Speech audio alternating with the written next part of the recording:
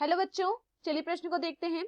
कोशिका विभाजन के समय निम्नलिखित कथनों को पढ़ें और सही उत्तर का चुनाव करें।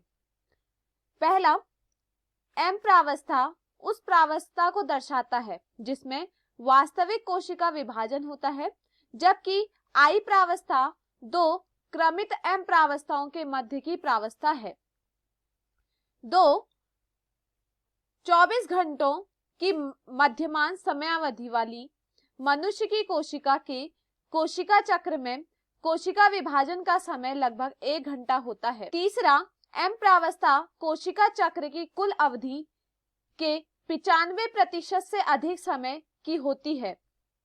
हमारे पास दिए हुए विकल्प है। विकल्प ए पहला दूसरा, विकल्प बी पहला तीसरा, विकल्प सी दूसरा तीसरा, विकल्प डी पहला दूसरा तीसरा। प्रश्न की मुख्य अवधारणा है, मुख्य अवधारणा, इस प्रश्न की मुख्य अवधारणा है, अवधारणा है, इस प्रश्न की मुख्य अवधारणा है कोशिका चक्र। कोशिका चक्र। देखिए, अगर बात की जाए कोशिका चक्र के विषय में कि कोशिका चक्र क्या होता है, तो देखिए कोशिका चक्र क्या है। यहाँ पर दो प्रकार की प्रावस्थाएं देखी जाती है। कोशिका चक्र में दो प्रकार की अवस्थाएं देखी जाती हैं।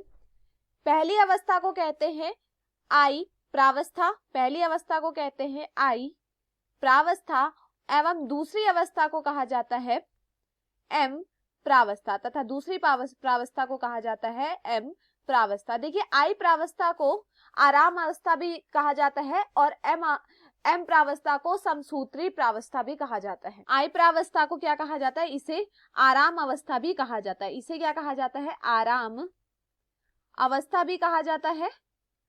तथा एम प्रावस्था को समसूत्री विभाजन कहा जाता है। समसूत्री विभाजन कहा जाता है।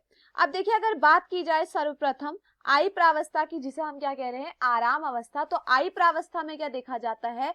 आई प्रावस्था में यह देखा जाता है कि इसमें 3 अवस्थाएं होती हैं। जीवन अवस्था, एस अवस्था एवं G2 अवस्था। देखिए, यहाँ पर क्या होती है? यहाँ पर 3 अवस्थाएं देखी जाती है आई प्रावस्था में, जीवन अवस्था, एस अवस्था और G2 अवस्था। वहीं अगर बात की जाए समसूत्री विभाजन या एम प्रावस्था की, तो यहाँ पर क्या देखी जाती है? यहाँ पर 4 अवस्थाएं देखी जाती हैं। पूर्वावस्था,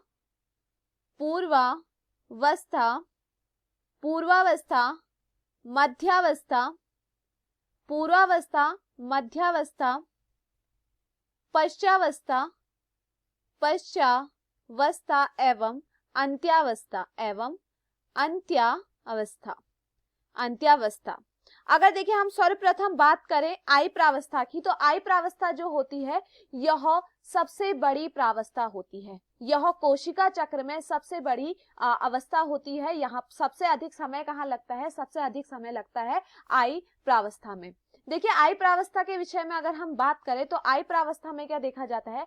आई प्रावस्था में यह देखा जाता है कि यह क्या होती है? सबसे लंबी अवस्था कहा जाता है। इसे क्या कहा जाता है? इसे कहा जाता है सबसे, आई प्रावस्था को कहा जाता है सबसे लंबी अवस्था। इसे क्या कहा जाता है? सबसे लंबी अवस्था कहा जाता है। इसमें क्या देखा जाता है? इसमें यह देखा जाता है कि 95% तक समय कहाँ लगता है? 95% तक समय कहाँ लगता है? यहाँ पर लगता है। 95% समय यहाँ पर लगता है। अब देखिए, अगर बात की जाए यहाँ पर, तो यहाँ पर क्या होता है? यहाँ पर जो कोशिका विभाजन होता है, कोशिका विभाजन के पहले क्या होती है? कुछ तैयारियां होती है, जैसे कि डीएनए का बढ़ना, जैसे कि कोशिका का बढ़ना। तो यहाँ पर क्या होती है? यहाँ पर क्या होती है?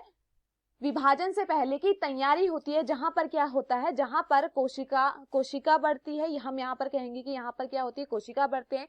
यहाँ पर जितने भी अम्ल, यहाँ पर जैसे कि एमिनो अम्ल है, या हम कहें प्रोटीन है, ये सभी क्या होते हैं, बढ़ते हैं। वहीं अगर हम बात करें एम प्रावस्था की, तो एम प्रावस्था में क्या होता है, एम प्रावस्था में विभाजन होता है। एम प्रावस्था में क्या होता है, एम प्रावस्था में विभाजन होता है। यहां पर क्या देखा जाता है, एक कोशिका से क्या होती है, एक कोशिका से यहाँ वो विभाजित होकर क्या बनाती है, पुत्री कोशिका बनाती है।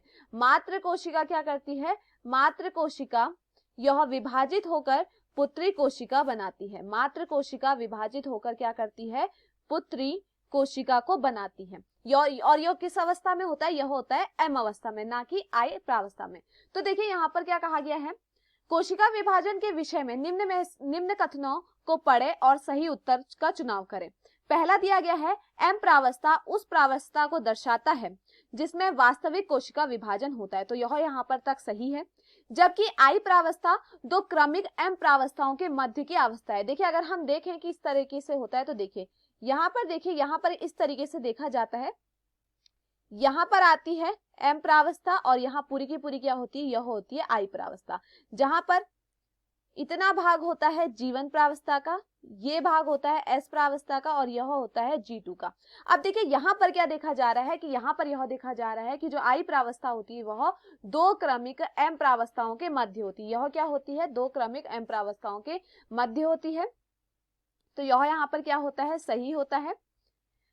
वहीं अगर बात करें दूसरे की, तो दूसरे में क्या कहा गया है, देखिए 24 घंटों की मध्यमान समयावधि वाली मनुष्य की कोशिका के कोशिका चक्र को कोशिका विभाजन का समय लगभग 1 घंटा होता है। देखिए अगर हम बात करें मानव कोशिका की, तो मानव कोशिका कितने घंटे में बनती है, मानव कोशिका यह 24 घंटे में बनती है। मानव कोशिका 24 घंटे में बनती है, यह 24 घंटे में बनती है।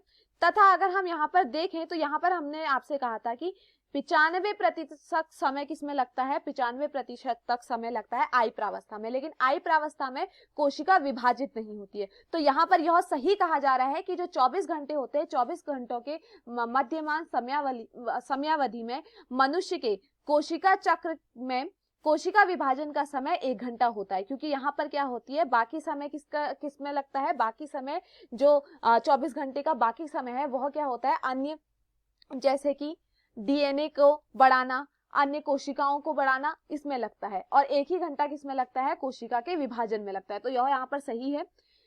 तीसरा कहा गया है, एम प्रावस्था कोशिका चक्र में कुल अवधि 95% से अधिक समय है। तो देखिए एम प्रावस्था को 95% से अधिक नहीं होता है, वह कौन होती है, आई प्रावस्था होती है। तो यह यहाँ पर क्या होता है, गलत।